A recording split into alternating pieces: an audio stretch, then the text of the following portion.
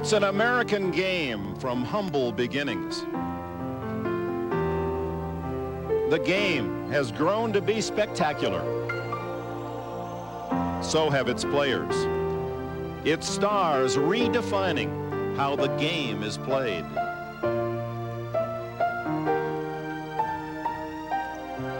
Like his sport, he too comes from simple beginnings.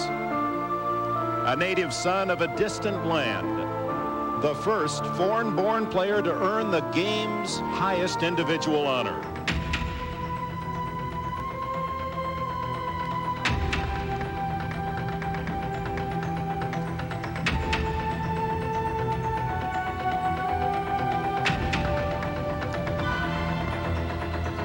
Hakeem Olajuwon, a basketball dream come true.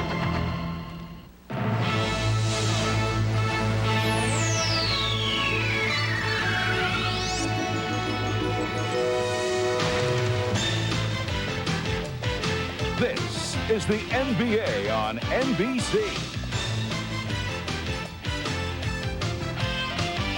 The 1994 NBA playoffs.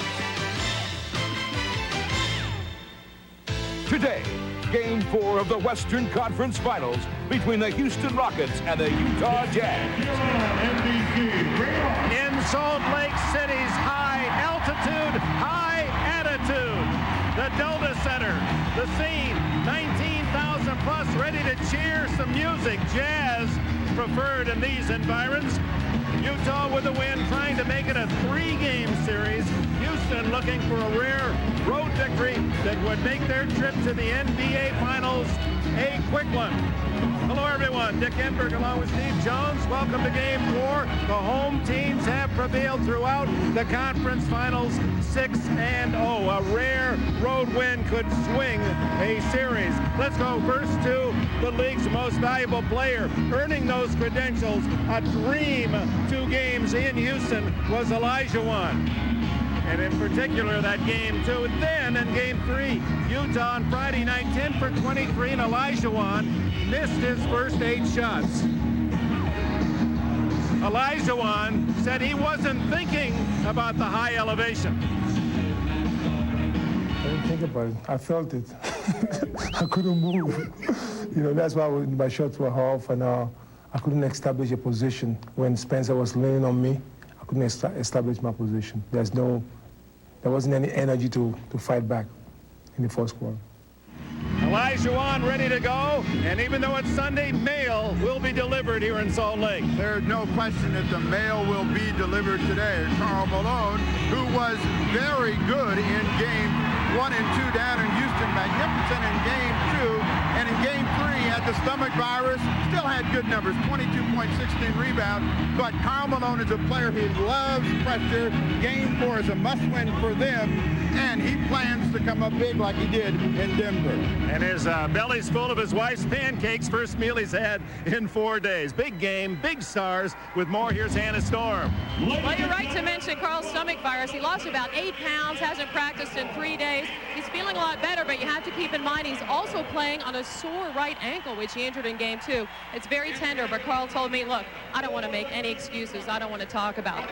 Mario Elie didn't want to make any excuses either for a 0-point performance in game 3. The fact of the matter is he was quite ill with the flu, very weak by game time, feels a lot better, but also feels badly about his performance. He thinks his offense could have made a difference in that game.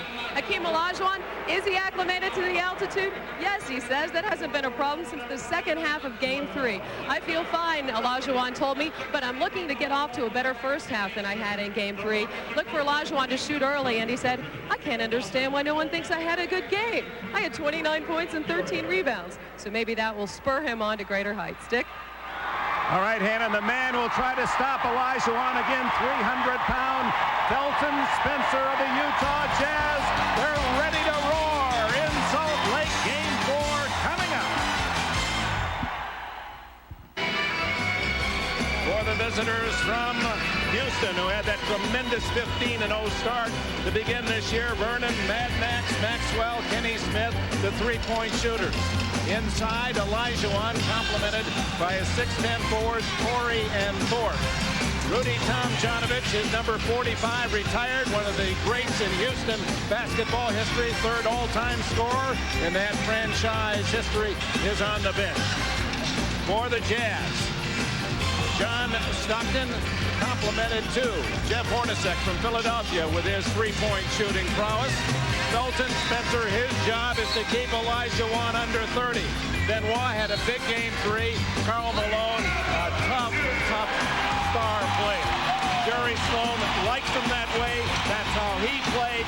Defense the key in the Utah headmenter's mind, and that's what will decide game 4.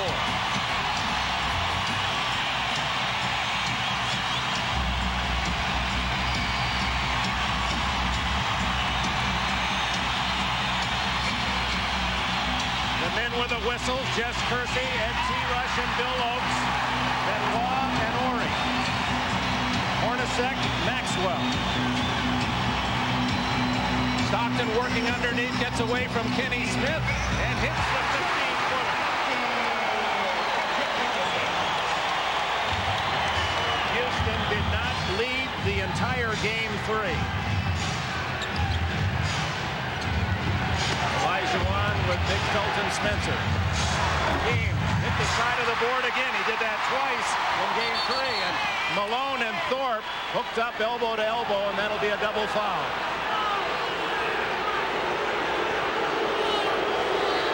After the ball goes up and they get locked up, and this is usually what happens, but out of this you don't get a double foul, and very quickly Bill Oakes comes in and says, we'll not have any of that.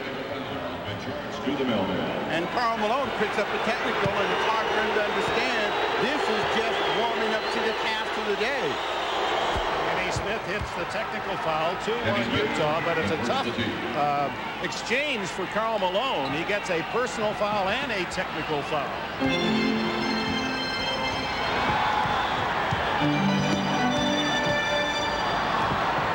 What the Rockets felt they didn't do well in game 3 was really have good defensive pressure on the ball. And John Stockton, he's coming out shooting today, as his first 2 possessions he's looked to score. Exact play. Smith inside, and Felton Spencer denies. Stockton at the other end. Too far underneath. Thorpe ahead to Smith. Olajuwon. And no foul on Stockton. He takes it away. Stockton very clever at that, coming from the blind side to make the steal. That's why big men hate little men, because they always, every time you bring the ball down, there's one around it, and he was able to knock it away, because Olajuwon had a throw down on his knee. For Karl Malone, a lively effort. He was very quick. You didn't see that kind of movement in game 3 when he was suffering from the effects of the flu. Well, Malone struggled. There's a foul against Otis Thorpe as he just pushes Karl Malone out of the way. Well, Thorpe with 2 quick fouls. With John Stockton trying to make the play from the rear, Felton Spencer covered up the middle, and now Olajuwon looks like he has a dunk, and as he moves around, John Stockton flicks that ball away and started the transition for the Utah Jazz. But that's a critical foul for Otis Thorpe. He has to come out of the ball game. Earl Cureton in. Earl Cureton, the veteran who has an NBA championship ring as a teammate of Dr. J with the 76ers in '83. Jeff Hornacek, and the Jazz come out with a hot hand, 6-1.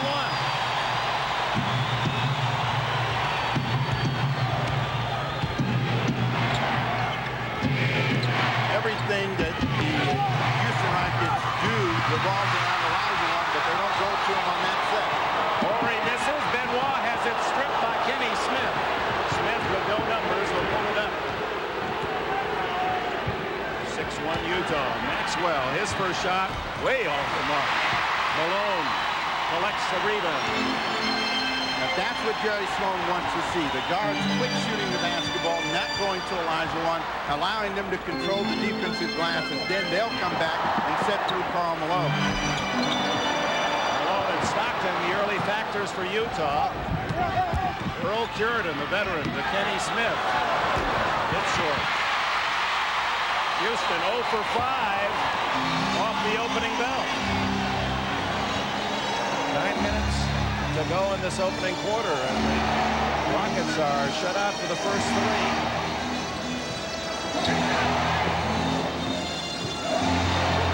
They got a mismatch inside trying to get the ball to Felton Spencer. Olajuwon chases him out. Illegal defense warning. Illegal defense warning, Houston. Illegal defense warning, Houston. What Rudy Tomjanovich wants his players to do is have some patience and some poise. A slow start is not the end of the ball game. They're only down 5, and there's plenty of time for them to begin to get into the ball game. The Jazz want to keep their intensity up.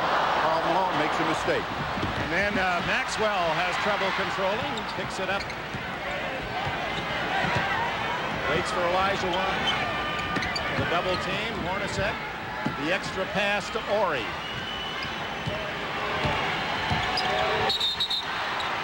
And a reach-in foul on Hornacek. One of the things Tomjanovich talked about yesterday after practice was we've got to make the extra pass or the extra 2 passes when Olajuwon tosses it out of the hole. What he considers Houston Rocket basketball is having people positioned around the perimeter, and when they run at Olajuwon, he kicks it back out, and they make the pass to the open man with plenty of time to look at the shot. Olajuwon to Ori. First basket for Houston comes with nearly 4 minutes gone. And yet it's a 6-3 game. That has been the pressure relief valve for the Houston Rockets. Someone cutting to the hoop and getting a return pass from Olajuwon. David Benoit. Ori on him. Benoit's first shot. Comes up. Olajuwon to Maxwell.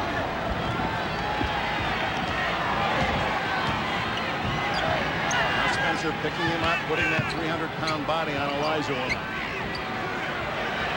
They leave Ori open for the 3, but he doesn't take it. 5 on the clock. Ori out to Hornacek. And Hornacek trying to hit Benoit out of bounds to Houston. One part of Olajuwon's game that has expanded so much is his ability to read the defense now, and Robert Ori makes an excellent cut to the hoop for an easy 2 over the top, and they will have to use that play because David Benoit is the guy that's going to be the help man. Olajuwon was 0 for 6 in the first quarter of game 3. He's 0 for 2 today. And rattles that one in. It's a 6-5 game. Nearly 5 minutes gone.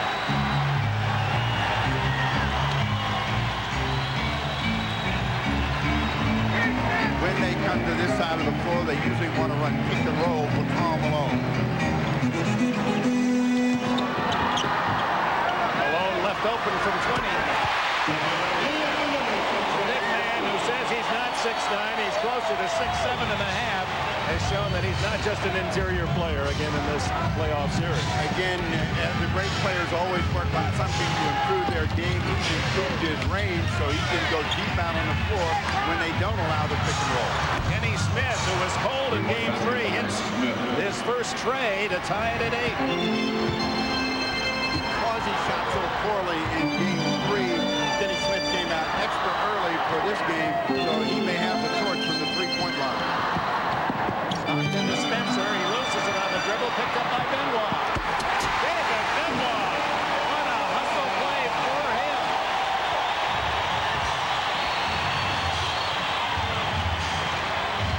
Olajuwon away from Spencer.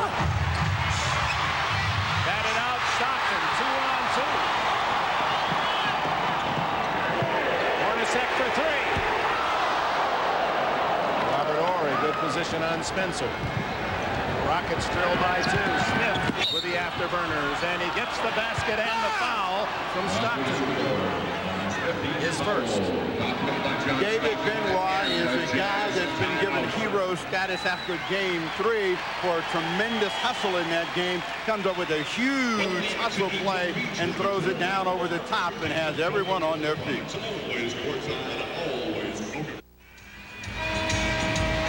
Karl Malone was supposed to be able to set a screen right in here on Kenny Smith. This, and we'll circle this, has become a classic cat and mouse game, and John Stockton is the cat with the ball, and he'll find, well, a mouse who can deliver some cheese. Karl Malone. The inside, Mr. Inside is Malone. Mr. Outside is Stockton, but they reverse roles off that pick and roll. And Malone has become very deadly from that 15 to 18-foot range. So Stockton with an early breather. Jay Humphreys, who scored 15 in Game 3, has replaced him. At the line, Kenny Smith with a chance to give Houston its first lead in Utah in this series. Kenny Smith did something on that possession that he did a great deal in the Phoenix possession, which was push the ball up the floor and look for an early transition chance. He gets a three-point play. He's got 7 points here in the quarter.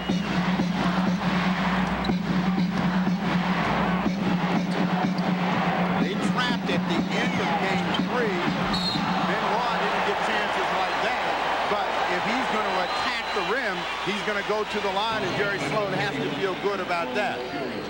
The ball gets moved around, and then Benoit sees a seam of daylight, and it's Curitan and Olajuwon cannot close down the lane before Benoit goes airborne, and Benoit is looking to play above the rim this afternoon. This is that one. We asked Benoit why he wasn't drafted out of Alabama. As you look at his numbers, first 2 versus Game 3, he said because I was a 240-pound center at Alabama. Went on to Spain to play and lost a lot of weight, 25 pounds, just as he lost 2 opportunities to score there. It's Houston 11-10. 5 minutes to go in this first quarter. Horry for 3. Curitan keeps it alive, and Olajuwon has it stripped by him. Karl Malone will bring that ball down low, and Malone with those quick hands will take it away from him. He doesn't usually have that kind of results against Olajuwon, but we've seen him terrorize the league. Those slapping moves that knock the ball free. They are going to gamble off of Benoit, make him beat them over the top. Spencer with the save. He threw the perfect pass to Robert Horry. Spencer throwing out to where he thought his teammate was, instead right to Horry for his 4th point and a 13-10 lead. If you're the Houston Rockets, this is the unit that you try to pressure and attack. Jay Humphreys and Jeff Hornacek are not as clever with the ball as John Stockton. Isolation for Jay Humphreys. He's a terrific shooter. Forces one there, and Horry picks it off for Houston. Smith to Olajuwon. So Spencer trying to help out, got caught in traffic, and Olajuwon free for that 12-footer. He has 4 points. And a nice run if you're a Houston fan. Jerry Sloan is going to reel him back in, and they're going to go to Karl Malone.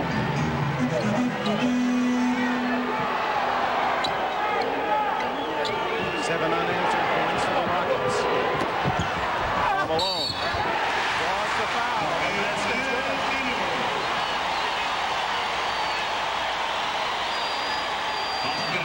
The best thing about having an Olajuwon or a Karl Malone is when things go bad, you always know where you can get out of trouble. And the Jazz had trouble scoring, went to some other people, and Karl Malone gets the call, and he knows he's around the basket, knows people are going to come, gets a bump from the rear, now a chance for a 3-point play, and you go from 5 to 2 down in 1 possession.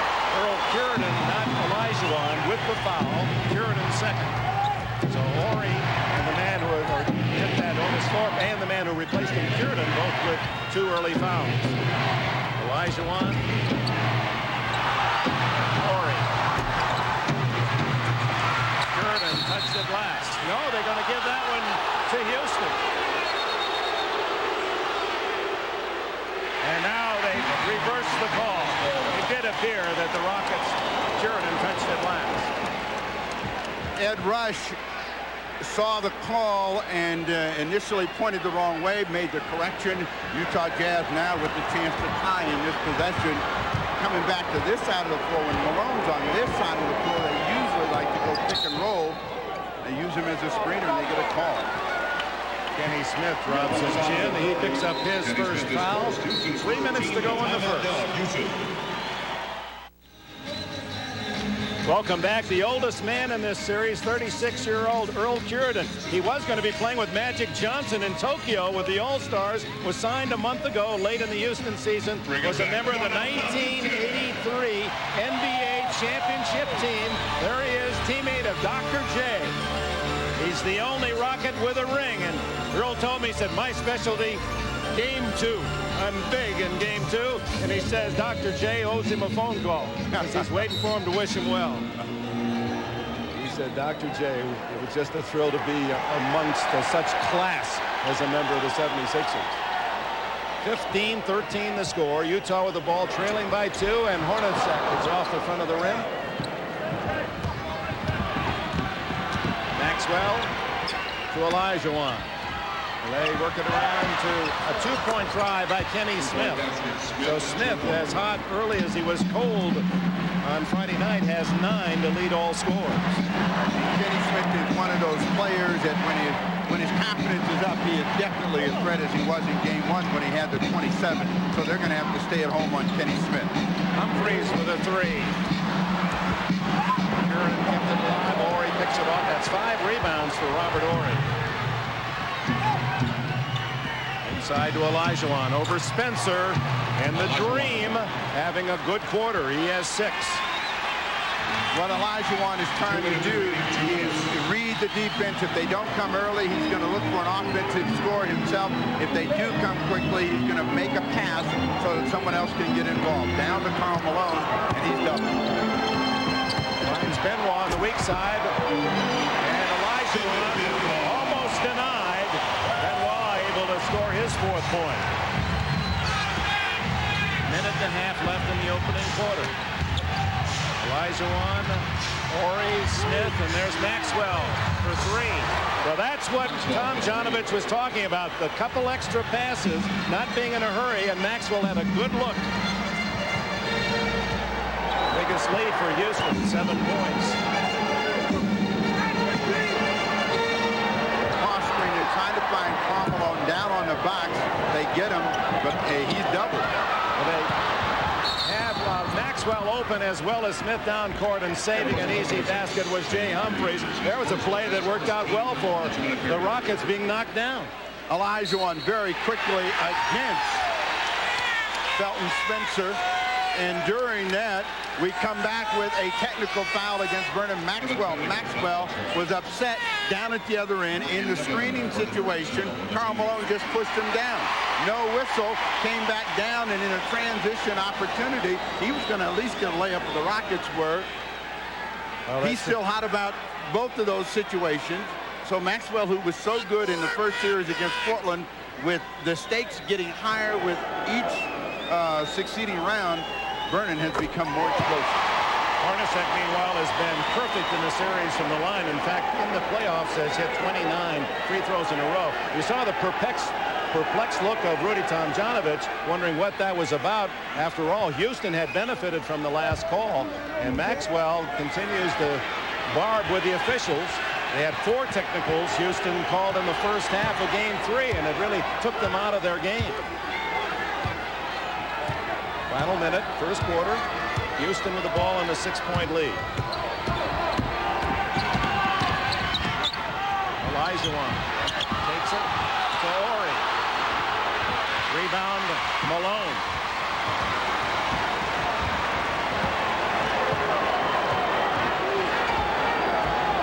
Pick and roll with Karl Malone.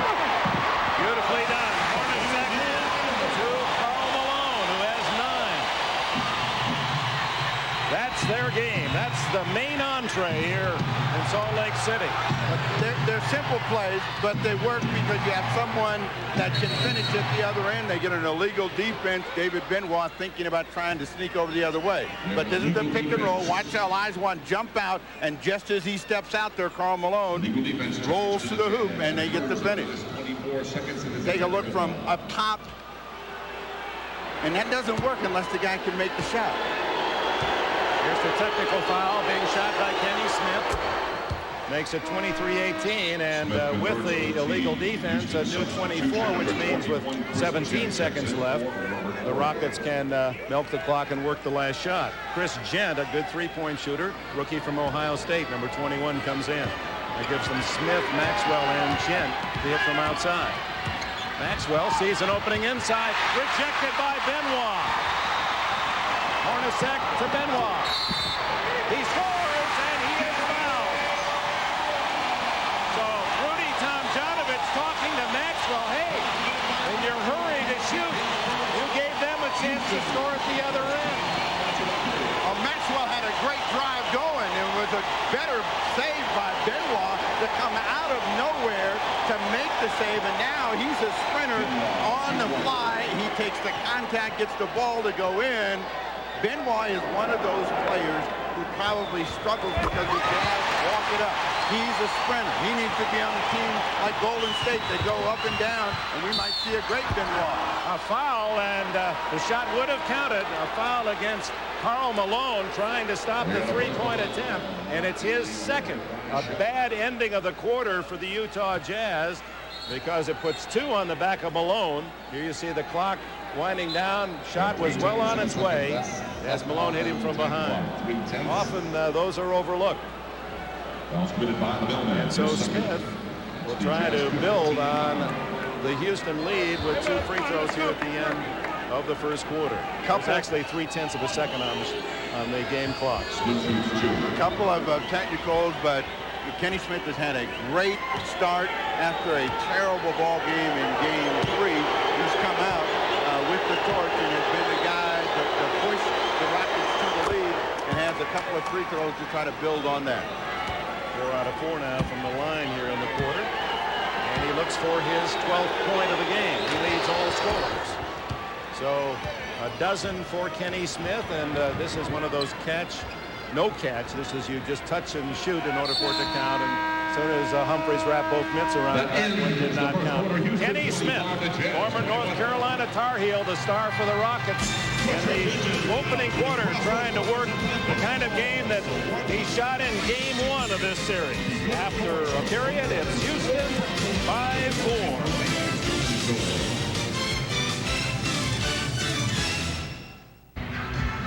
And a storm back at the Delta Center, along with an interested observer in this game, the new head coach of the LA Lakers, Del Harris. Del, congratulations. You also a former head coach of the Rockets, led them to the finals in 1981. What's your impressions of this game so far? Well, I think the tempo is favoring Houston a little bit, but it's very, very electric here. It's really a thrill to be here. What do you think of this Rockets team? Do they have a shot at getting back to the finals, and how do you favor them if they get there? Well, I think they do. Anybody that has a team has a good chance, of course. And but I like Utah as well, too. It's a very interesting series. The neutral observer here. You've got the draft coming up in about a month, the number 10 pick with the Lakers. Who are you looking to take? Well, we're looking at the best player at that point. Okay, Del, a new head coach and very politically wise as well. Dick? As scintillating as that shirt he's wearing. Utah with the ball trailing by 4 as we open this second quarter. Karl Malone. Sam Cassell making his first appearance. So Hakeem Olajuwon getting a breather. They're going to try to get Otis Thorpe into the ball game, not only physically, but mentally. He came out really intense, but got 2 fouls and never got a chance to play. Cassell wide open up the middle, but too hard off the window. Humphries left alone at the other end. Jay Humphries cuts the lead to 2. His first bucket. That's an interesting lineup out there for Rudy Tomjanovich, Earl Cureton, and Chris Gent, who weren't even with the team in the 1st of April. Taken away. Now, they made a couple of mistakes here early. The Utah Jazz trying to make them pay. Sam Cassell picks up the foul, agrees with the official. What he was trying to do was break up any chance of a quick score. Mario Elie comes into the ball game and will place Kenny Smith in. Trying to make a steal from the rear, but at the same time, knowing that there are numbers against him, he agrees with the call. Big substitution now is not only Elie, but Hakeem Olajuwon. Just a brief rest. Tomjanovich says, he's my big horse. I just can't let him go into the stable area for too long. altitude so far. It has not been a factor. John Stockton has as he ties it at 25. 4 points for the All-Star guard. This is a matchup, Olajuwon against Chambers, that they like to go to right away. But as I said before, they're trying to get Otisthorpe into the game. They wanted to run the pick and roll. Sal picks up the foul.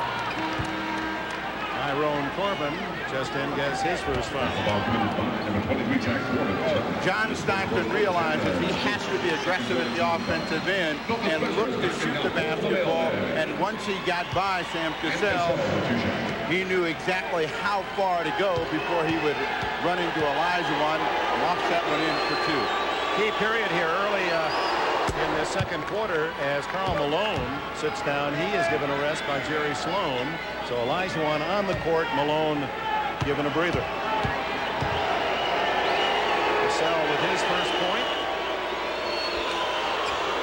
Houston by 2. With this lineup out on the floor, that means Stockton, Humphries, and Tom Chambers have to be aggressive at the offensive end. Tyrone Corbin, who we saw come alive in the Denver series for one game, has been struggling in this playoff for Utah so far. Tom Chambers, the veteran who played here in this city, college ball at the University of Utah. Corbin. Mario Elie with a rebound. Nice move by Cassell. Tough pass inside to Thorpe over Spencer, blocked by Spencer.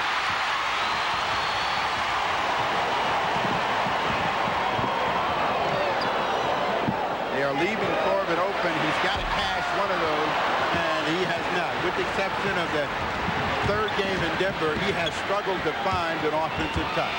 Olajuwon on that fall away shot of his. Chambers touched it last. With it a timeout, 9:17 remaining in the opening half, game 4. What a beautiful day in Salt Lake City. John Stockton, sometime middle of next season, he'll break Magic Johnson's all-time assist record. He's number 2 all-time in steals in the NBA. And some say, including in the article Sports Illustrated current edition, that John Stock is a dirty player on defense. Scott Hastings, much-traveled NBA journeyman, with that quote. Well, we asked Karl Malone what he thought about the article. I think it's BS then. Okay, you could do it like that. I don't even think it's any comparison. I will say this, though. He's not going to back down from anybody. But if you start something, he'll finish it. And I don't think that's dirty at all. And that article I saw in Sports Illustrated was undue, you know, with you know, some of the company that was in there. To me. And then look at the guy who said it. Scott Hastings, now a broadcaster in Denver. Scott, who doesn't have the cleanest reputation when he played, and that's the reason for that. But Olajuwon, who said he would adjust to this altitude, has done just that, and he gets Houston up by 4. 8 points for Olajuwon. Final footnote on Stockton said, I'm complimented to be compared to Ainge. Ainge has 2 NBA championship rings, and he plays hard, and he's a great scorer. He's proven that. Elie knocks it. Cassell had it for a moment. Stockton picks it up, rattles out. Chris Gent hands off to Cassell. 29-25. Houston, 8:43 left in this opening half. Houston's going to try to break up this part of the game open right now without Karl Malone out on the floor. Elie. He loves to drive. His first points. He's the X factor for the Rockets. And Karl Malone, no telling what impact losing the 8 pounds, not being able to eat, being very ill with the flu, how much gas is in his tank. They're playing Jay Humphries blood tight because he played so well in game 3. Trying to get Belton Spencer involved in the ball game. They pick up a personal foul. Non-shooting. Reach in on Spencer, who looks so ominous in his game face, but is such a pleasant guy with a big smile. And he was amused by the fact everyone complimented him that he held a game to only 29 in game 3. That was on Gent, his second. They ran the same pick and roll, but see, they had nobody to finish the play, so they end up with an outside shot. They have got to get Karl Malone back in the game. getting the warm-up jacket off. They urge you, Snapper. Thorpe has it stripped away. Looked to be Tom Chambers with the foul, his first. That's personal Tom Chambers, his first. Here comes the mailman. You want to give other players a chance to get involved in the ball game, but in a game that's this important, you got to keep it close. And so Jerry Sloan is going to make a substitution up on the front line. Tom Chambers will probably come out of the ball game. Otis Thorpe, who averaged 14 during the regular season, looking for his first point today. That's a first free throw missed by the Rockets. They've made 7 in a row as Malone back on the floor. Chambers sits down. Thorpe, a 2 out of 3 free throw shooter on the regular year.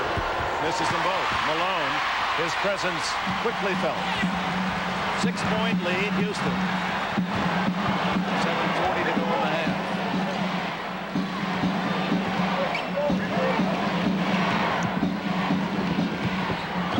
Inside to Malone with that little jump hook. Olajuwon, how did he get that rebound over Spencer? Long pass to Ellie. The rookie from Florida State, Cassell draws the foul. And they're pointing at John Stockton, his second one. Stockton got beat off the dribble and then tried to react with a wraparound, picked up the personal foul, but that's the reason that Rudy Tomjanovich likes Sam Cassell so much. He can get by people off the dribble. He has a great deal of confidence in him. He's a very aggressive player. As we take a look at the shooting percentages, neither one of them doing well, but the getting the worst of it. And that was a tough shot by Cassell, who had been knocked down, maintained the dribble, just sliced its way down the lane for 2. This is the biggest lead of the game by either team. 8-point advantage and a whistle underneath. Off the dribble is really what Cassell can do, but not off the floor, but he picks himself up. Nobody stops him, goes all the way to the rim. The foul's been called on Hakeem Olajuwon. His first. You heard the roar in the background as we take a timeout with 6:52 to go. Cassell's basket gives the Rockets an 8-point lead. We're back in the capital of the Beehive State, and they were buzzing here at the Delta Center about the first foul on Hakeem Olajuwon. All right, Steve Jones, you be the referee. All right, John Stockton's going to come down. He's used as a screener right there. Stockton initiates the contact. If you're going to call a foul, you have to call it on John Stockton, but they call Olajuwon because the elbow comes out. The reaction of Rudy Tomjanovich is, my guy was just standing there. So tough. I believe it was the elbow you could see, and the bigger man is more obvious. But Stockton, Stockton is asked to do that. That is part of the way the Utah Jazz play, and so he's the guy that's going to be in a position to take a lot of hits. Big men are going to try to make him remember, don't come in here. Olajuwon on him. Gent and Hornacek. Tough drive for Jeff Hornacek. He has 5. Sloan realizing he needed some offense back in the ball game, has gone to a 3-guard lineup along with Belton, Spencer, and Karl Malone. Humphreys, Hornacek, and Stockton. Olajuwon. 3-second violation against the Rockets. Jeff Hornacek realizes he has a mismatch against him with Chris Gent, and he's trying to get inside and make something quickly happen. Goes over the top with a little running one-hander. He's one of the best in the league at making those types of shots. Chris Gent, who played 8 minutes, that's a long time for him, is out now, and Kenny Smith returns. Smith on Stockton. Hornacek, rebound Thorpe, who averaged over 10.5 during the season. Rebounds, has 2 today. Wiseman, oh, what a quick move. Smith for 3. Rebound Stockton, and he's fouled by Cassell.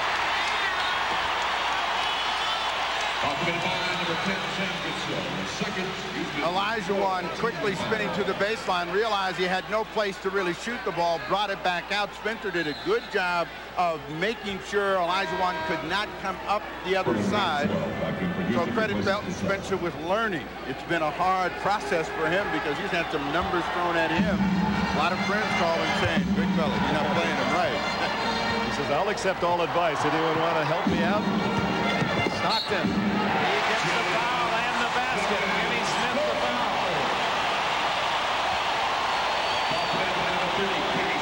Confusion by the Houston Rockets as to how to play what looked like a pick and roll. Wasn't anything there. Stockton looked off Olajuwon and then just finished the play, and Tomjanovich reacted saying, we got to close that off. Most of the time, Kenny Smith was looking for a hand to go up, which is Olajuwon to knock that away. Olajuwon had to be concerned about the man on the other side of the court. Karl Malone. Three-point play for Stockton, who now has 7 in the game. Houston's lead of 8, whittled by this 5-0 run from Utah. Mario Ellie rattles out. Rebound Spencer. This Delta Center crowd alive. And the reason that Karl Malone is being guarded by Olajuwon, they're trying to keep Otis Thorpe in the game. Defense of Olajuwon and Thorpe on Spencer. Kenny Smith, a 2. Batted out. Ellie saves it to Maxwell. Stockton worked so hard on defense. Olajuwon. Wide open Maxwell. Thorpe.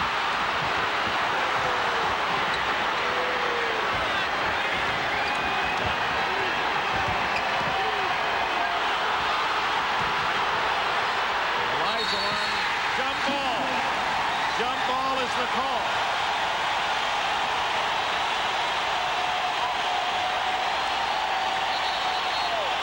Normally after 3 possessions, you see the ball go in the basket against you, but Felton Spencer made a very good read on that one for a jump ball. Robert Horry back in for Houston, and Jerry Sloan counters with David Benoit. But Spencer has been a budding hero in these playoffs. This acquisition after 3 years in Minnesota. Remember, this is no playoff experience. Felton Spencer to all of a sudden, I am the main man being thrown against the MVP.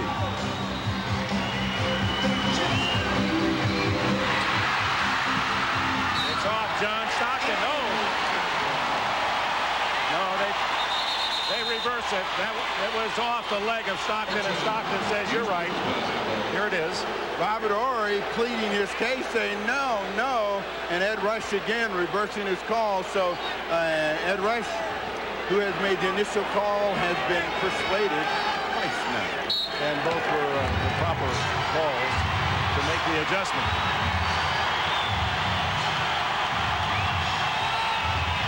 4:15 left in this opening half. Maxwell, a 2-pointer. Felton Spencer.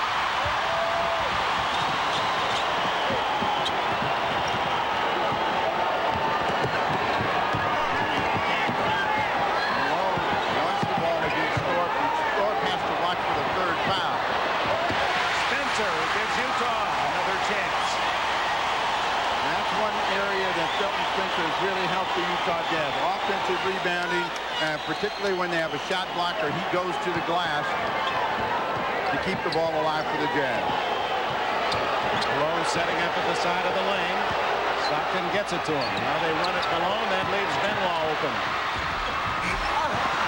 Rebound Malone. Spencer. Olajuwon. Stockton knocks it out of bounds. Well, the fans very unhappy with all that action. There was no whistle. Spencer is smiling, but at the end of it, he's trying to make up a shot, and they're not going to bail Felton Spencer out in that situation. But he was hoping that the officials would give him the benefit of the doubt. The Houston Rockets get possession. Been a dry spell for the Rockets, outscored 5-0. They have not scored in over 3 minutes. A Olajuwon trying to read and wait, and he does this time, and he gets Otisthorpe a shot. The guy that they're gambling off of is Robert Horry, and Horry makes a nice drop to Otisthorpe for his first two. 35-30, the Rockets lead.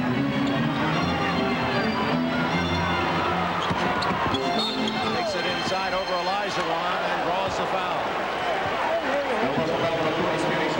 Kenny Smith is third.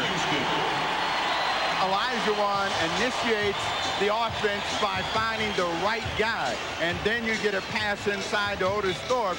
That's how you get 2 points on the scoreboard.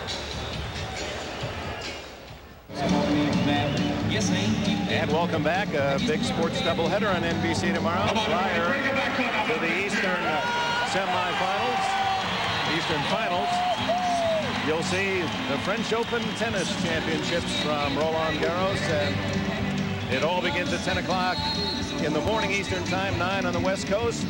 Both Jim Courier and Pete Sampras advancing in today's fourth round. Likely you'll see Goran Ivanisevic, the only seeded player in the bottom half of the draw. And the surprise, Aaron Krickstein still alive. And then it's Patrick Ewing leading the New York Knicks in Indiana after a dismal game yesterday. How can you score only 68 points? Tough to do. They must be wondering themselves. 7 for Stockton and 6 rebounds. Stockton has been very aggressive at the offensive end and trying to make some things happen for his team. People here can't understand how the Jazz have struggled so much here in the quarter. They've only gotten 9 points. Stockton makes that 10. He's got 6 of the 10. Smith with 3 fouls. He was in pain throughout that timeout, looking for some mercy from the officials who would have nothing to say in return. Cell left open. Malone snatches the rebound. Here come the Jazz, trailing by 4.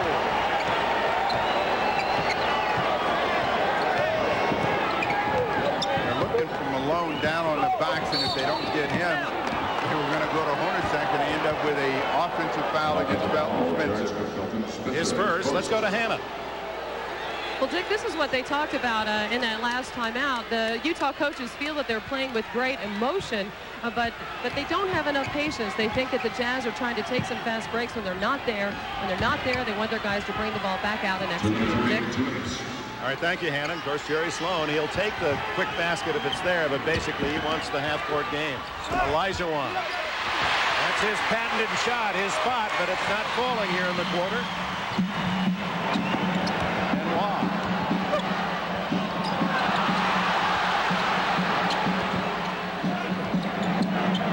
Hard to be patient when you have a shot, and Benoit passed up a couple that may end up to hurt the Jazz. Are at 5. That's a 3. Horry comes up with a loose ball, and with 1:25 left in the half, the Rockets lead by 4. This quarter, neither team able to put it down. Horry for 3. Batted out by Thorpe, and over the top, a foul on whom? Malone. His third, if it is. That's Malone's third, so Jerry Sloan might sit him down rather than risk 4 before the half. There he goes. The ball comes up deep out on the floor, and Malone is trying to get position, and Otisthorpe slips inside and bats it back out and gets the benefit of a whistle. Looked like they both went at the same time, so it all evens out. Olajuwon got one he felt he shouldn't have gotten. Malone will feel the same way. Olajuwon trying to go to work. Olajuwon dumping it off to Thorpe, who misses the lay-in, gets it back.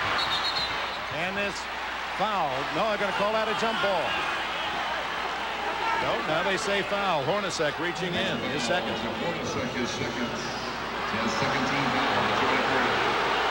They smothered the rim on the first shot, and Hornacek reached in to tie him up. When he finally got to him, he had both hands on the ball.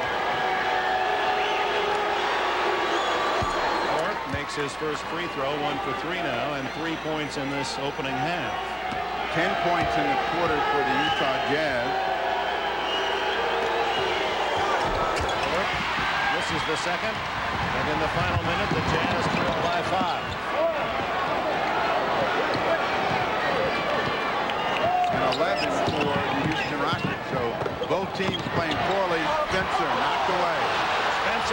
deflected by Olajuwon. He's such a complete player, both ends of the court. Charles Barkley said the best in the universe. Horry. Rebound, Spencer. A 5-second difference in the game and shot clocks. Spencer looking at the official saying, look, he got me up above my shoulders. I don't get 2 hands knocked away. But Olajuwon has the ability to quickly get on top of the ball. Felton Spencer not an explosive leaper. Olajuwon way outside to try to deter Stockton, and then the pass goes through Benoit's fingers. 7.3 seconds left for Houston. Sloan unhappy with that. This is a team that does not turn it over very often. They were the toughest in the league to steal the ball from, and they were second best in the league in least turnovers. Cleveland and Mark Price and company were the best. Fortunately for Sloan and his team, they haven't been hurt by those turnovers, even though they're down by 5. Both teams have struggled in the quarter. Cassell, a tough shot, and he is able to hold it with 0.4 seconds left. And at the intermission, the Houston Rockets, with a 2-1 in games lead, have a 7-point advantage, 38-31. The battle of Olajuwon and the mailman continues. Prudential halftime report coming up after these messages.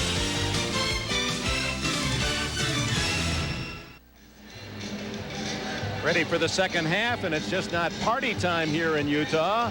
This is the distribution as the Rockets now will be shooting at the goal to our right of those balloons, those fingers used to distract the shooter. First thing we saw as we reported at the Delta Center this morning was the back room. Not New Year's Eve. This is a part of the strategy, the home strategy. And they're ready to help the Jazz any way that they can. Kenny Smith leads all scorers with 12, all in the first quarter. Olajuwon with 8.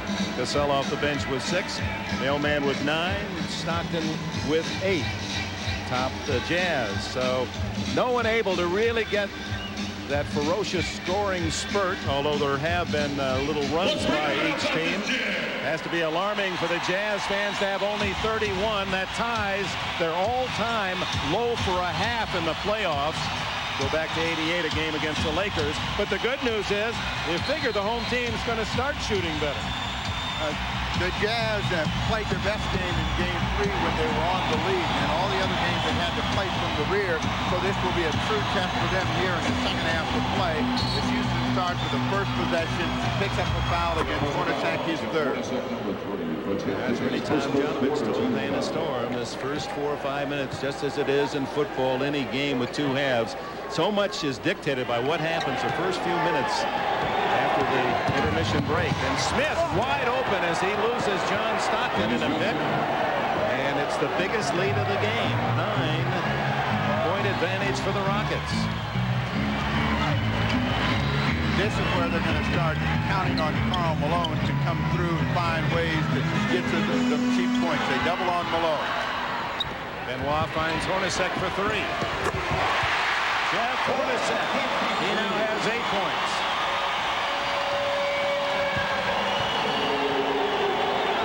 Stockton had great success in Game 3 of pressuring the ball, forcing the Rockets to use more time and making them set up further out on the floor. But their anchor is Olajuwon, and that's where the ball is right now. Olajuwon with that quick spin move. Malone rebounds for Utah. But again, Olajuwon, although he missed a shot, showing the incredible footwork for a man 31 years old, 7 feet, 255 pounds. Ever see anyone quicker, big man? Never seen a big man with the kind of moves and footwork. And right now, Rudy's saying, I don't want to see too many more shots from Jeff Hornacek like that uncovered. Back-to-back shots. He suddenly goes from 5 to 10 points. 5 points from the holster of Hornacek. And the 9-point lead down to 4. Horry with 6 on the clock. Sees some daylight. Hands off to Olajuwon. Team Olajuwon. His mother raised $5,000 to send him to the United States as a teenager. Had 4 college trips planned. He was trying to sell his talents to some basketball program. He dropped in Guy Lewis's lap at the University of Houston. What a gift. If Felton Spencer's going to get a score, he's going to get it against Otis Thorpe, and they get Thorpe with a foul. Let's see, is it Thorpe or Robert Horry? Foul is on Horry is first. The Utah Jazz do a good job of finding the open man right out of the break. They get Hornacek planted in the corner, then he steps just inside the three-point line, back-to-back hoops, and the crowd says, yes, there is a chance for us. And that was the whole pitch by Karl Malone at the All-Star break. If we're going to have a chance at the title, get me some help. Spencer, as he makes the catch, was leaning in on the Rocket defender, and it's Otis Thorpe with three. And he said, wait a minute, I was here first. He fell on me. Trying to go inside to Felton Spencer and get him some sort of inside production, and Thorpe said, look, I didn't even know he was there. Well, yes, I did. Coming back to Felton Spencer.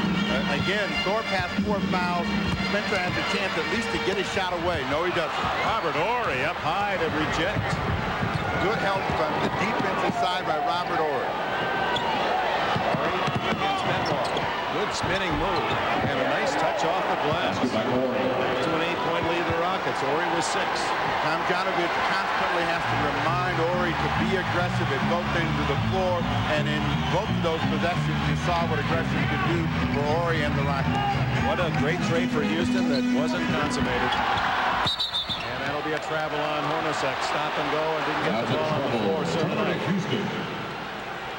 Back to Horry's defense. Well, they tried to get Felton Spencer a chance to score inside, and the weak side help comes from Horry, slaps that thing away, and then gets a good drive at the other end.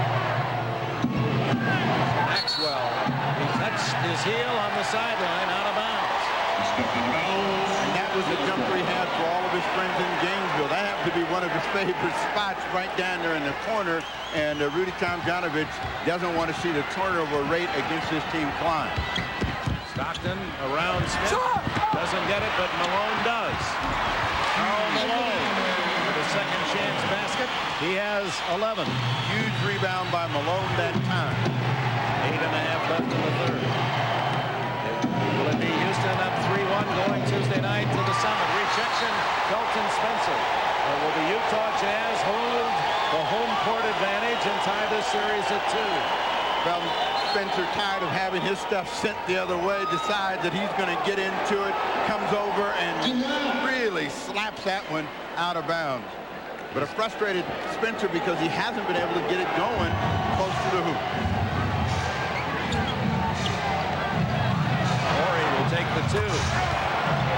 He doesn't really take the jump shot there. It's almost that old one-handed push shot for Robert Horry. Now with 8.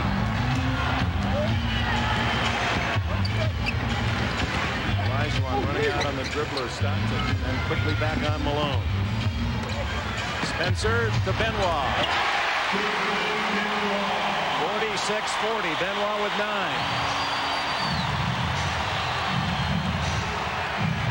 But a quick hitting play, and those are usually the plays that will get you the cheapest score. They're gambling off of Robert Horry. Right now he's making them pay. In the first half he was 2 of 9. He's come back here in the third quarter. He's 3 of 3.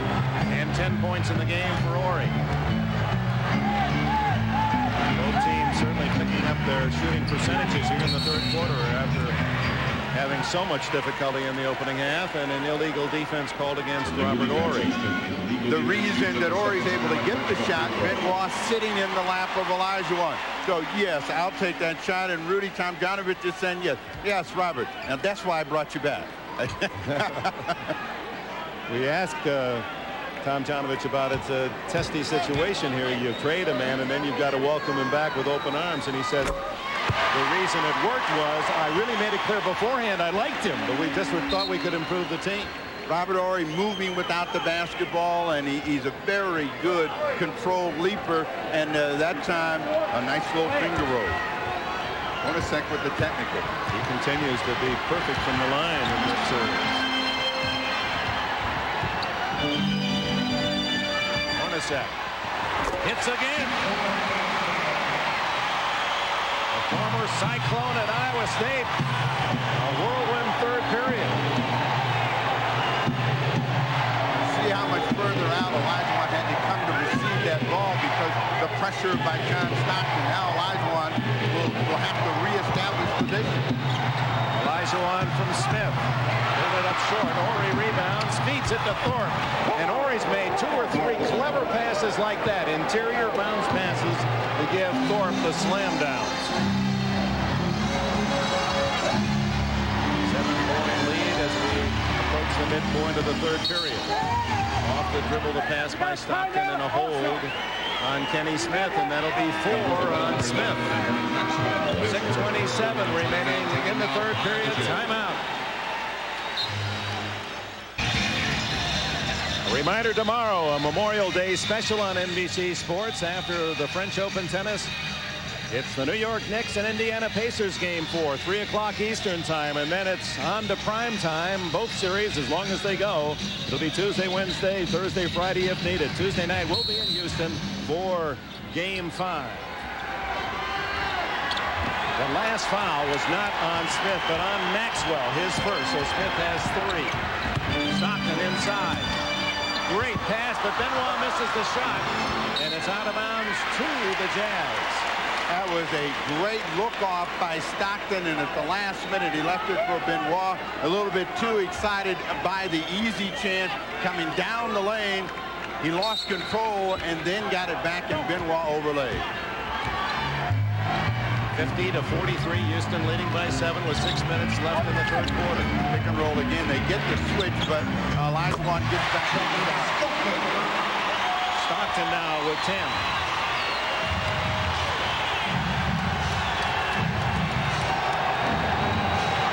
Stockton knocks it away. Covered by Maxwell. Maxwell goes underneath and is knocked out of bounds by Hornacek.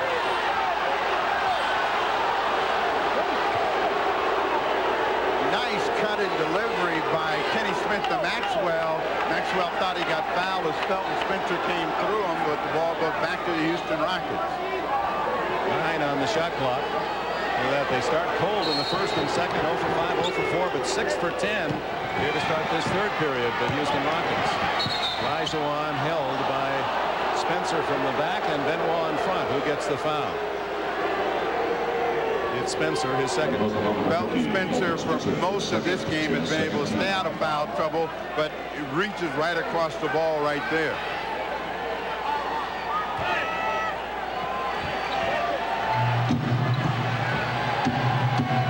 Smith for 3. That would have been a big 3. Spencer to Stockton.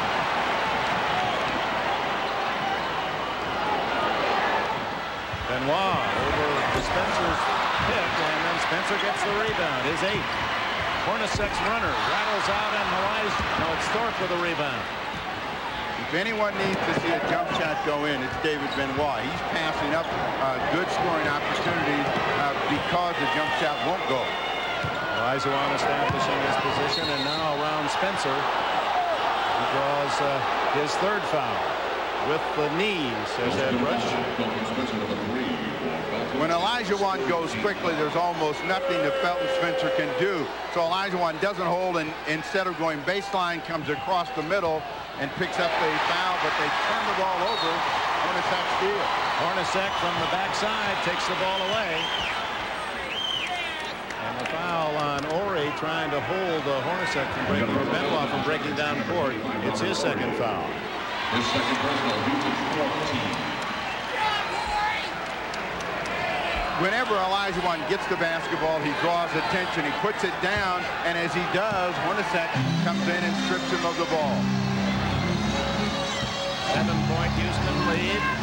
4:45 left in the third. Stockton back out to Malone. Benoit, 10 on the clock. Knocked away by Horry. He's got quick hands. On the break, Horry has his pass deflected out of bounds by Hornacek. Should have been a kick ball in that situation, so they don't get the 24, but Horry trying to make another play off the dribble, and the ball is kicked by Hornacek, and actually it off the foot off of Otis Thorpe, but they get it back. Jay Humphries comes in for Utah as Olajuwon with 3 around him. Horry can't save it. Utah. Rudy Tomjanovich with a stare saying, hey, how did my most valuable player not get fouled on that one? So Stockton sits down, Humphries comes in. They've got to get some offensive production from Karl Malone. He had 9 in the first quarter, none in the second. He has 2 just now with 4:14 left in the third. There's the man with a hot hand, Jeff Hornacek. 15 in the game, but most of those in this quarter, 10. And the lead is down to 3, and Houston wants timeout.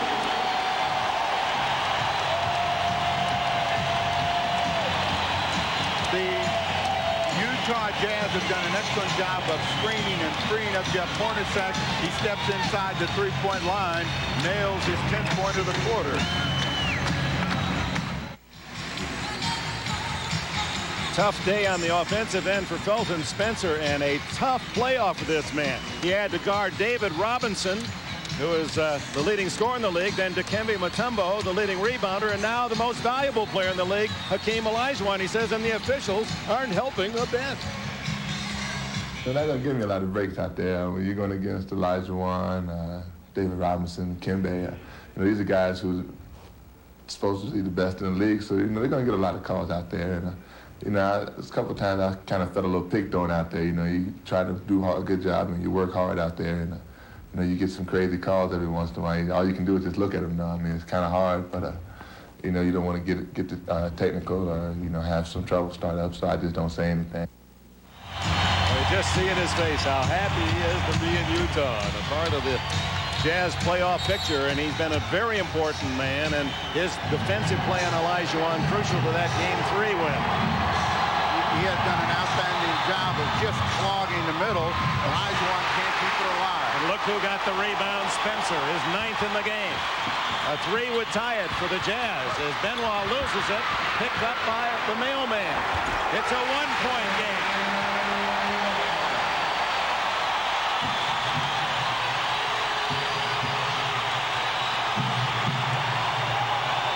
The Jazz have not led since the first half.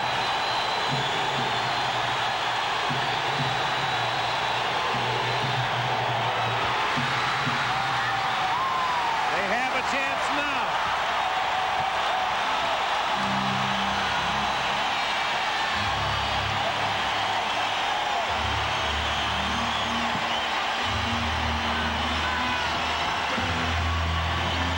Trying to go back inside to Felton Spencer. They just can't get him the ball. Malone from way outside, and Benoit with a rebound. Under 3 to go in the third. Houston 50, Utah 49.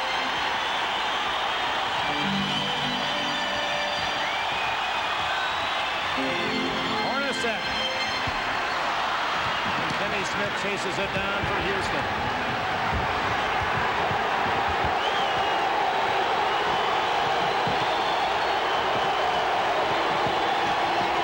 Maxwell for 3.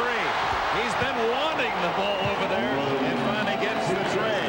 That is the spot that he likes to be planted in. The last time he was there, he stepped out of bounds. That's 2 for 8 now. Hornacek is a hot hand, and they try to run a play for him the last time. They get a couple of good breaks, and it turns out to be Karl Malone on the end of it. Olajuwon thought he had a clean block, but with Malone moving toward the basket, there was body contact. The ball is knocked out of the hands of the Jazz, and then it's fed to Karl Malone, and Tomjanovich and Olajuwon. They can't believe the call. Little Hamtramck hello there from Tomjanovich. Almost missed everything. Malone, understandably weary after battling the flu, eating for the first time today since Game 2 in Houston.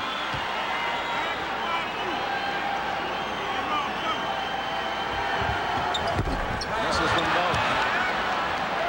That's a 50-49 Houston lead. We're into the final 2 minutes of the third.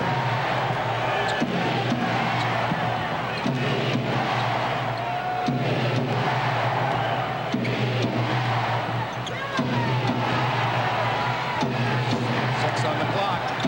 Maxwell for 3. Thorpe got away with a little push Benoit.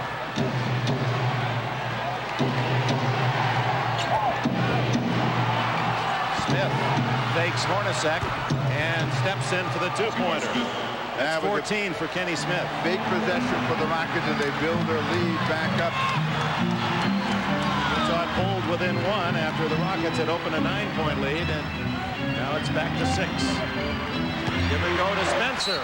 Blocked by Olajuwon, and another foul on Hakeem.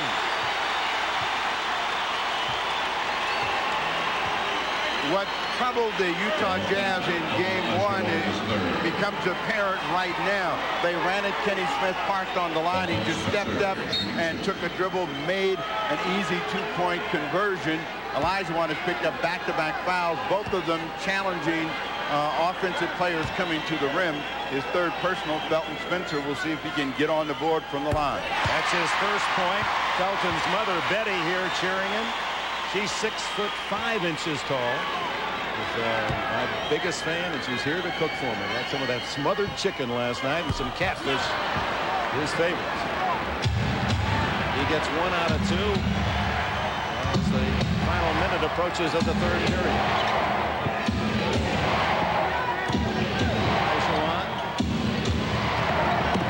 Smith takes it in and draws the foul from Benoit. His first.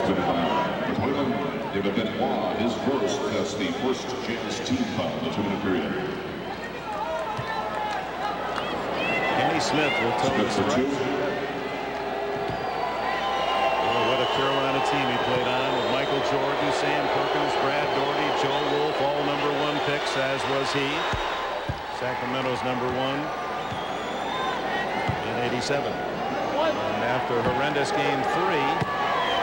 He has picked up the tempo in terms of the scoring column. This would be his 17th point. Closing in on that average, as he has averaged 18.5 for the first 2 ball games before he fell off. Looking for Karl Malone coming across and see if they can get him going. They double the ball. Almost thrown away. Benoit saves with 8. With 6 seconds, Spencer. Malone is in a hurry. Can't hit. Olajuwon sets it up for Smith. Scramble, and Otis Thorpe finally collects it for Houston. Calls time, and it's a 20-second timeout. And the Houston bench, look at them come out to greet Thorpe for his hustle play. Big hustle play, but it really should have been a shot clock violation. They come firing in, and the ball never touched the rim, and so the ball goes to the floor. Humphries thought he had it, got kicked away from him, and Thorpe in between is saying, give me a break, give me a timeout. And our producer David Neal, John Gonzalez, our director, they have it from every angle. And this will work in any sport. Otis Thorpe with the play and the quick timeout call. 23.5 seconds. There's a bit over 2 seconds difference in the clock as we come to the close of the third. Shooting much better, and of course there was really only one way to go for these two teams. Earl Cureton in for the final seconds of the third, with Olajuwon given that brief blow and then the break between periods. In this situation, you want to get up and try to steer the offensive player in the direction you want to take him. Don't let him dictate where he wants to go. Oh, a big 3 from Kenny Smith with 6.6 seconds left in the quarter. So Smith moves the Rockets up by 10, their biggest advantage. 21 for Smith, the rocket launcher.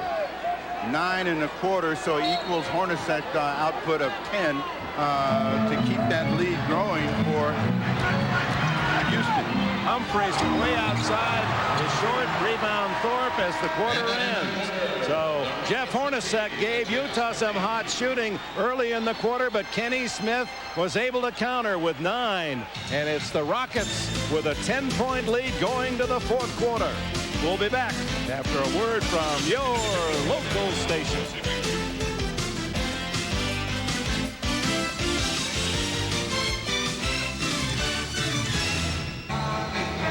Game 4, we go to the fourth, a 10-point Houston lead, and flushed with its economics here in the NBA playoffs. NBC, sparing no expense, presents another playoff record. The world's tallest cameraman, 7 foot 6 inches, Sean Bradley, flown all the way, expenses free from Provo, Utah. Way to go, Sean. Snapper Jones could use a few more close-ups here. Well done.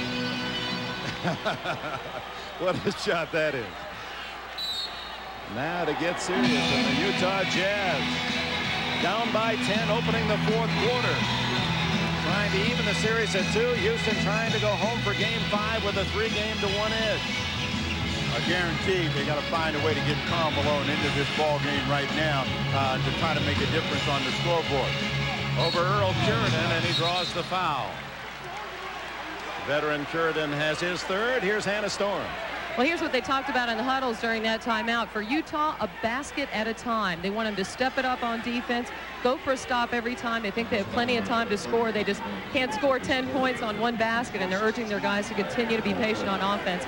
As for Houston, they're not happy with the way the post-up offense is working. They're going to go to more pick and roll. Dick?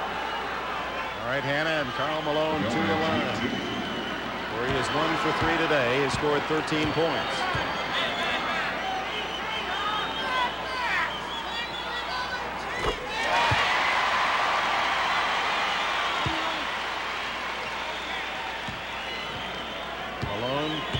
Started strong, but one has to wonder just how well he is with those unlikely numbers. Only 5 points in, 6 points.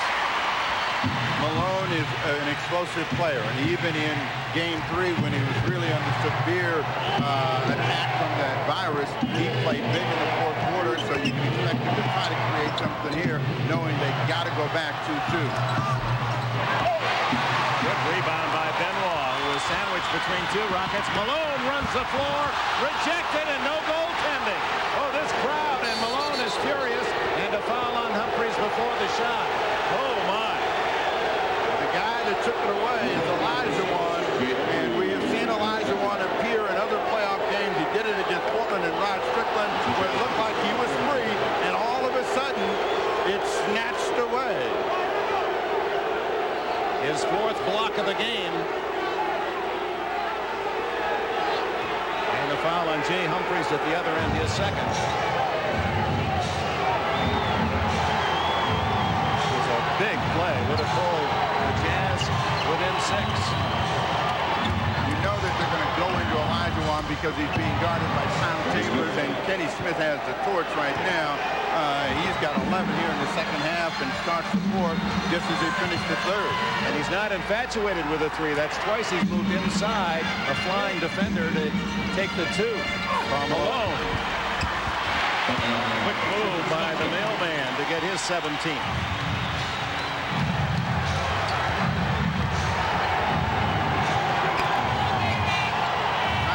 Pick and roll. Olajuwon is not as effective on the pick and roll as Otis Thorpe is.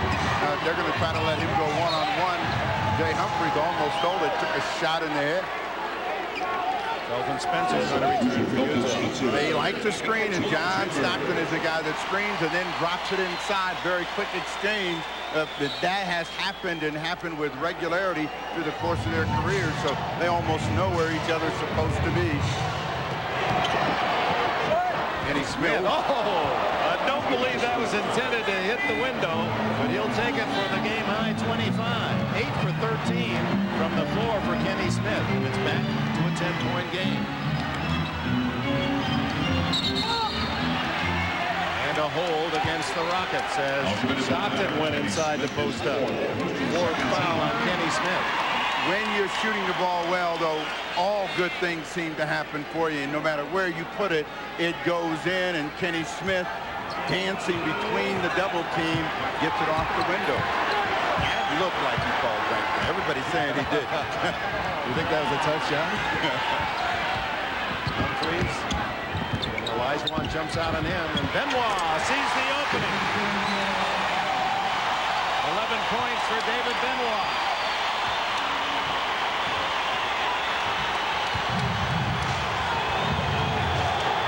Spencer back in because that matchup was too tough.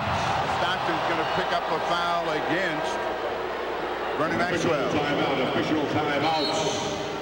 But David Benoit loves to play above the rim and took it hard and with authority, and the crowd still believes there's life. Miller Genuine Draft presents Genuine Moments. Today's Miller Genuine Draft Genuine Moment takes us back 13 years, 1981, the last time two Midwest division teams met in the Western Finals. Houston led by Moses Malone and Calvin Murphy facing the Kansas City Kings. The Rockets won in 5 games. The Rockets with Murphy, Mike Dunleavy, Rudy Tomjanovich advanced to their first NBA final against the Boston Celtics. In recognition of this moment, Miller Genuine Draft will donate $1,000 to the Thurgood Marshall Scholarship Fund. With 9:38 left in the fourth, Mario Elie and Otis Thorpe in for Houston. Well, to the Jazz's credit, they've done a terrific job of keeping Olajuwon out of the scoring column. He's only got 10, but Kenny Smith has been the difference, and he has been making huge plays, looking to get more. His three is short, and Malone has the rebound. Malone now in double figures with 10. Stockton. Out to Karl Malone. All shot, all shot. Thorpe with a rebound, and Stockton fouled him. One of the times that quick move to steal did not work. His third. Kenny Smith. Boy, he started the Rockets off the pad in game 1 with his 27, hitting all those threes, 6 of them, and then cooled down, but back on the boil today. They're leaving Elie, and this is an in-between shot, which he doesn't have. He hasn't developed that particular shot. Turnover Stockton. They had Karl Malone on the front end. Would have been an easy layup. Didn't have enough on it, so they lose a cheap chance. And again, patience is what Jerry Sloan is preaching, but right now the Jazz aren't demonstrating much of it. Shot clock, Olajuwon. He is so incredibly agile, and he's improved his game from University of Houston every year right on through the professional ranks. 22nd timeout, Jerry Sloan. And Jerry Sloan is now going to give them the 8-minute speech. Fellas, you saw the lead go to 10 on that Olajuwon shot. Now, if we really want to make a statement, we got to decide right now. Rudy Tomjanovich thinking, if we can just hold on, we'll go home with a chance to wrap it up. Rudy telling us yesterday, as you look at Jerry Sloan, that Olajuwon, he's so good that even the coach becomes a fan. He said in game 2, after he won was presented the MVP award, he said, that was a Cinderella game. He said, I couldn't believe it watching it myself. How can anyone play better than that? And he scored 41, held to 12 today and 8 rebounds, but the Rockets getting scoring from outside on the double and triple teams. Kenny Smith getting away. A 10-point game. Now the Jazz have one more run in them, and we'll see if they start to make it. Nice drive, but no finish for John Stockton. They'll pick up the foul. Otis Thorpe was hoping they don't call his number. Thorpe with his 4th. This lane opens up for Stockton. He looks everyone off, and then just at the end, Stockton takes a smack on the shoulder. Stockton looking for his 11th point of the game. And now this one to cut the Rockets' advantage to 8.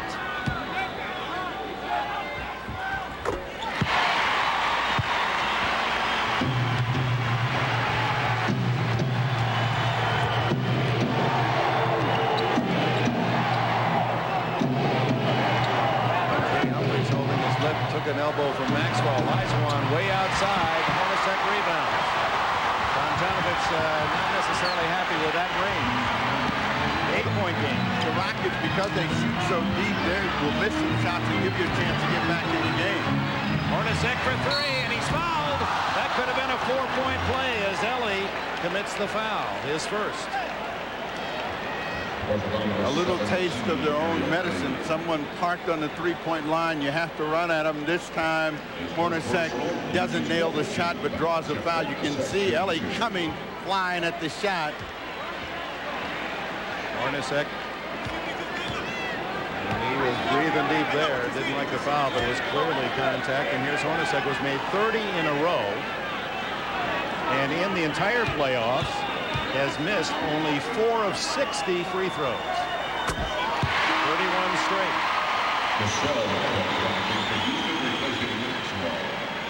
Maxwell goes out, and rookie Sam Cassell back in for Houston. Normally at this time that it goes the other way, and Kenny Smith is the guy to come out of the ball game as Sam Cassell comes in, but Smith has a hot hand. And Hornacek's free throwing moves Utah within a half dozen. Plenty of time, and this crowd's going to do everything they can to help Utah.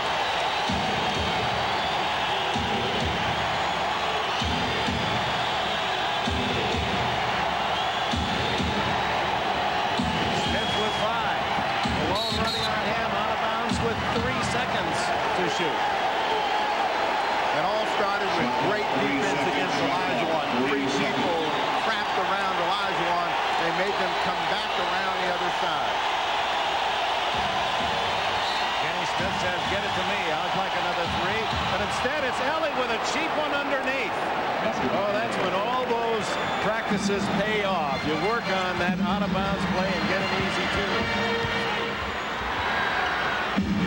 68-60.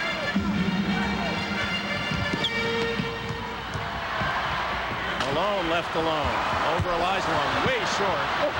And it's Spencer and Cassell with a jump ball. Yeah. Karl Malone is showing the effects of a guy that might be weakened in here in the fourth quarter of play as that ball comes up short. But on the inbound play, this is Karl Malone with a wide open shot, and Olajuwon running at him, but he just didn't have anything on that shot. 10 inches taller as Spencer and 105 pounds heavier.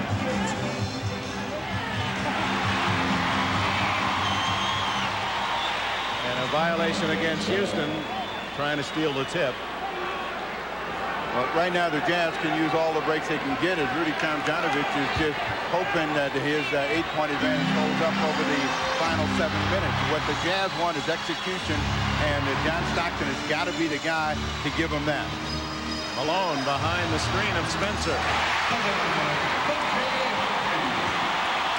That's not a screen, that's a wall. Back to a 6-point game. Listen, these are fans cheering desperately as Olajuwon rejected but fouled. Well, give Karl Malone 2 chances, and I guess he'll be successful, better than 50% through his career. Gets a wide open look and knocks that one down. Delton Spencer with a foul at the other end. Timeout. Dick Enberg with Steve Jones. Hannah Storm with a reminder tonight following eyewitness video and Sequest. Don't miss an NBC motion picture based on Hollywood's most sensational unsolved murder mystery. Ronnie Anderson stars in White Hot tonight on NBC. This crowd of over 19,000, including a pensive Betty Spencer, the 6'5" mother of Felton Spencer. Her son's team down by half dozen with 6:31 to go in a critical game 4. 16 straight home teams have won in the playoffs since Denver won in double overtime here on this floor against Utah in the last series. Olajuwon now with his 18th point. Well under his average on this season and these playoffs, but you can see how through the course of his career he's matured magnificently, just building and building upon this thing. They've been trying to get Felton Spencer something going to the hoop and haven't been able to do so, and they've got to go to another option. Malone out on the floor, and Thorpe just caught in a place where with all that contact they had to call it on someone, and Otis has his 5th. Karl Malone with a quick pump fake, and Otis Thorpe is caught really in no man's land, not really in a position to defend, and that will put them in a penalty. Karl Malone back to the line. And this, Steve, is where it hurts Houston most, because Carl Herrera, who was the first substitute in for Thorpe, has a bad shoulder, is not in uniform. They hope he might be able to return if Houston makes it to the NBA Finals. So Rudy Tomjanovich a little short in this situation. He definitely is short-handed, but that's where Earl Churton has come in and given him some valuable help, and the real secret for him is having Elijah remain out on the floor in case they need that final rejection in a shot block. Malone gets 1 of 2. He's got 7 in the quarter. 20 points in the game is cured, and the veteran gets stretched, ready for action. 6 minutes left in the game. Ellie to Elijah Wan. Thorpe to Smith for 2.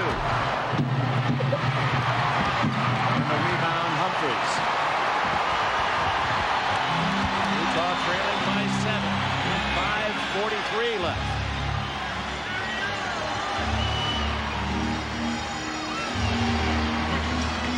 Humphries for 3. It's 70-66. Veteran Jay Humphries with a huge trade.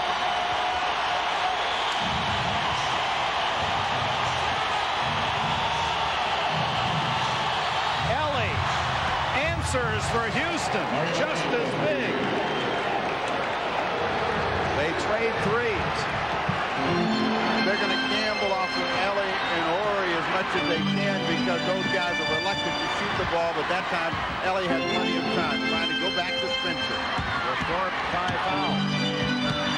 Elijah Wan got his hands on the ball, and the steal created by the league's MVP. Well, that happened because Felton Spencer was trying to do something he's not capable of doing, and that's to make a pass, and a tricky pass in traffic, and so they end up turning it over. Cassell to Ellie. Elijah Wan flying in, but Malone was there in position, and a foul. Elijah Wan, if it's his, it'll be number 4. Number 34. Felton Spencer spinning and right in here trying to make a tricky little pass into Karl Malone, and no, Felton, you don't pass, you shoot. I told you, you either shoot or you rebound. He says, I like a little potatoes and corn and rice, too. The rations may be limited. Malone, after the foul by Elijah Wan. Looking for his 21st point. He's only 4 for 7 from the line. But 20 points, 11 rebounds. Playing 2 games when, under different circumstances, different men, wouldn't have given you much at all. Yeah. 73-67. 3-point shooting in the series, and today Houston has led the league in attempts and makes, over 400 makes on the season. Utah shot as few as anyone in the league. I think Boston the only other to shoot less threes. Almost 50% today, so they're much improved over the 6 of 21 in game 3. Karl Malone gets both of those free throws, 9 in the quarter for Malone. 5-point game, 4.5 to go. They're on their feet at the Delta Center. Cassell, oh, what a tough shot. With the defense all around him, and you wondered if he was going to pass, and at the last minute, that tough 3-foot flip. Every time the crowd has gotten on their feet waiting for something special to happen at the defensive end, there's been a Houston Rocket to take it away. Malone to Hornacek, back to the Karl Malone. Over Elijah Wan, way short. And the foul will be on Cassell. Sam Cassell not happy about the call, but happy about this play coming around the corner. They don't close the lane off. That's why he's able to get in there, and with Felton Spencer, the shot blocker, trailing, you get a foul at the other end of the floor by Sam Cassell. His third. He was blocking Humphries' chance to get that loose ball. Jay Humphries at the line looking for his 6th point. And there have been some critical misses. The Charity's not dropping for Utah. They've missed 5. Everyone but Hornacek with some difficulties.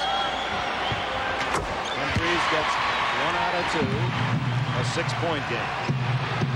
But the clock now an increasing factor here in game 4. 3:54 left. Rudy Tomjanovich with a timeout.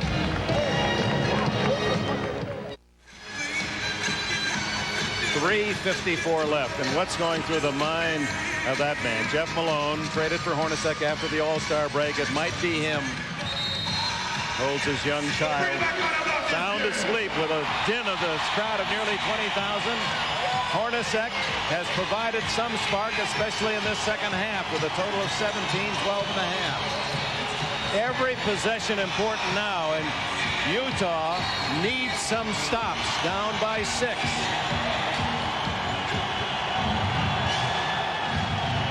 Sheridan has replaced Otis Thorpe. They're going to go back to the same play, and only this time Cassell couldn't make the play. The ball knocked out of his hand. Trying to get it to Sheridan. Utah in this quarter has 10 points from free throws, 9 from the field. Houston team underrated defensively. They make it tough for you to score. And there's a reach over by Sheridan over the back of Malone. Pick and roll is what got Sam Cassell his last shot, and coming down the lane, it was open, but he put the ball behind Sam Cassell, and it turned into a turnover. Sheridan picks up the foul, so the Jazz, with every stop of the clock, they at least get one more heartbeat back because time is on their side, and they get a chance to score quickly and cheaply. See if Malone can convert both of these. He leads Utah with a 22. This is his 10th attempt, and he's missed 4 of them. But Sam Cassell, who committed the foul, it just shows you what Rudy Tomjanovich thinks of this rookie. Here you are in just a most critical time of a game, 4th game of the playoffs, thinking about it, the NBA championship, and you got a rookie in there running the show. Malone gets 1 of 2, so it's 10, and they're within 5. 3:24 left. To finish your thought, Tomjanovich believes in Sam Cassell, but he's going to go to Olajuwon now. Back to Cassell. Oh, a powerful block by Malone. Good read by Olajuwon to find the open man, but it's that step in that got him in trouble, and Karl Malone took that shot away. 9 on the clock.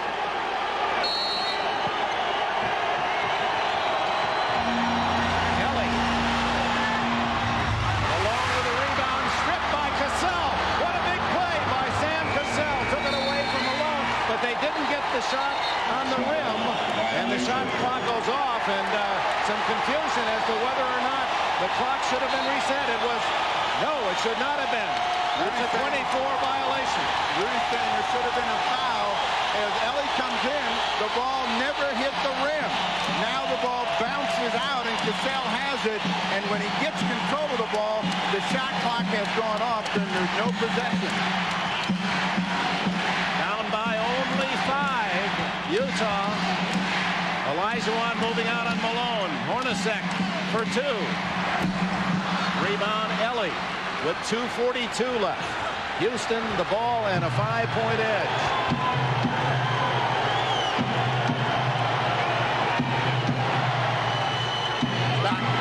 Stockton makes the play. Number 2 all time in NBA steals. Open. Malone faking Thorpe. Batted by Olajuwon, and it's off the knee of Otis Thorpe to Utah. No, they're going to say the other way. That's a break for the Rockets. Stockton should have taken that little medium-range jump shot he had. This ball comes back out. Karl Malone steps in, and it went off the leg of Otis Thorpe. They didn't see it. Right here.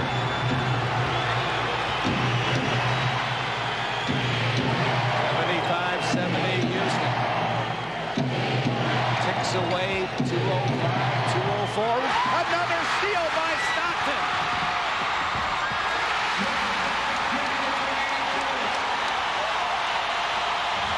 Another great play by one of the league's great players, and timeout Houston.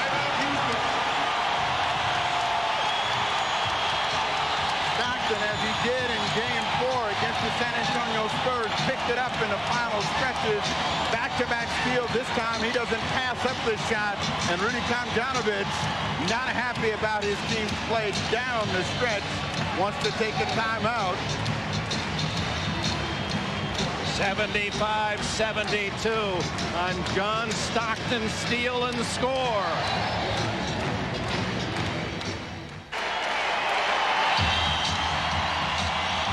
3-point game. John Stockton told us he's a big crossword puzzle fan. Well, what's a 5-letter word for purloin and for his own talent? Steal and great. That's 2 steals made under the pressure of the game's final minutes with an NBA final invitation on the line and his team down. And now it's Houston, a 3-pointed lead. Cassell out and Vernon Maxwell in for Rudy Tomjanovich. No, Cassell stays in. And Elijah Wan draws the foul. So much noise, couldn't hear the whistle. That's going to be on Felton Spencer, number 5. Spencer. They surrounded Felton, Elijah Wan again, first with Felton Spencer, and then it's Stockton and Hornacek reaching in, and right at the end, it's Felton Spencer getting to across the arm, and Elijah Wan looks at a sea of balloon. Elijah Wan with his low game of the entire playoffs at this point. That's only his 15th point. He's 3 for 3 from the line.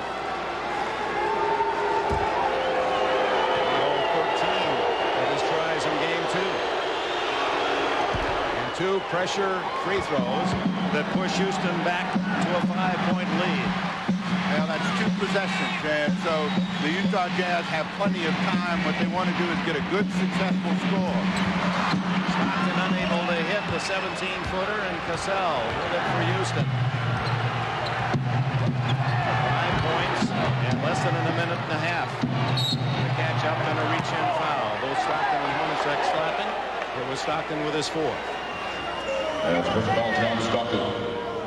Number 4 for Stockton. Sam Cassell to the line. Now that's the one that hurts going the other way. Stockton trying to make something happen in a hurry. Reached in, and Sam Cassell will go back to the line for a pair.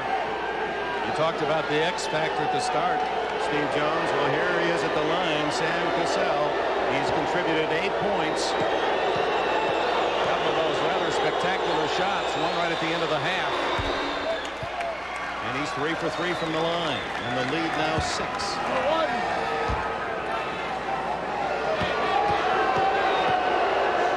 Houston out shooting the home team in the free throw department today. And that has been a key part of this game. Now it's a 3-possession game for Utah with even less time. Malone will take the 3.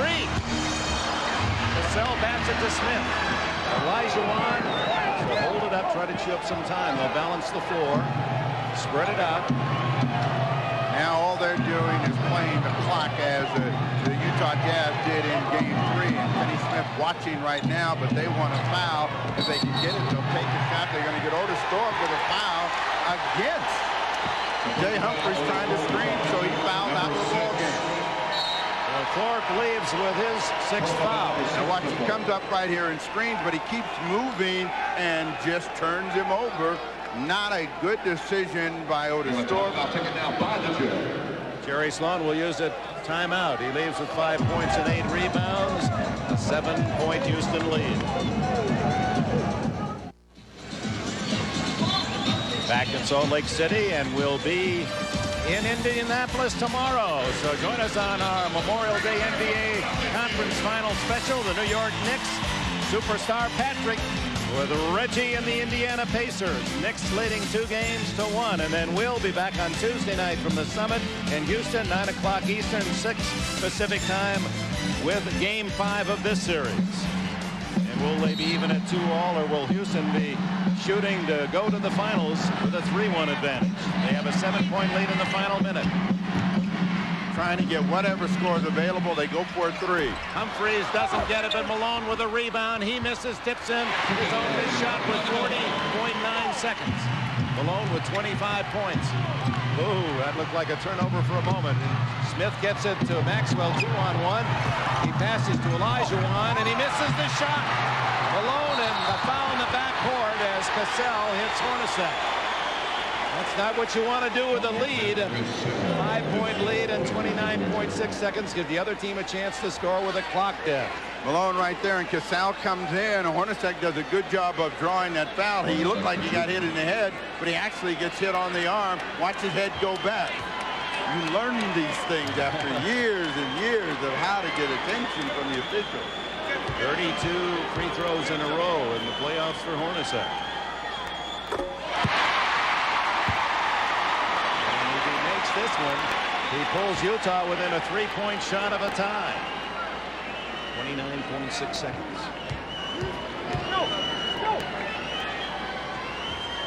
He missed, and he chased it, thinking he was going to be able to get there first, and they come out with a foul. What a time since Josh Hornacek to finally miss a shot. Been perfect in the entire series. And this one would give Utah that three-point deficit. When it left his hand, he knew it was not going to get in, and he tried to get there before Robert Horry. Horry, who had come in a ball game to replace Otis Thorpe. The Rockets feeling they got enough. A 4-point advantage, a couple of cracks for Robert Horry, and time on their side. Horry on the season shot 73%. This is his first free throw today. The Jazz are not a great three-point shooting team, and that's relief for Rudy Tomjanovich. You've got to either see Hornacek, Stockton, or Humphries make one, and they all have to be on the move, and that's going to be under pressure. This is the second. Chambers with a rebound, and Stockton with a hurry-up. Blocked by Horry as Stockton went inside. It came out to Humphries. Stockton in the corner for three. Big time three for Stockton with 14 and a half seconds left. A two-point game. And a turnover. Oh, my. Sam Cassell, his fifth foul.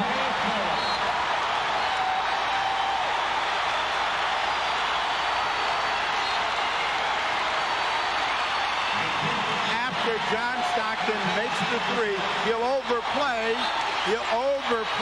Sam Cassell, and then he held him, and as Cassell tried to break away, he pushed off. Time out.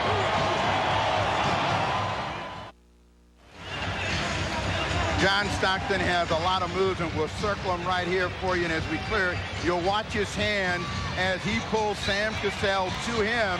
And as Cassell breaks away, he'll fall down and draw the foul.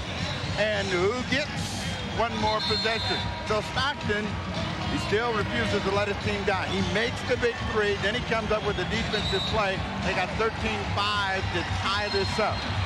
Stockton, who was only 2 out of 17 from three-point range prior to that last three.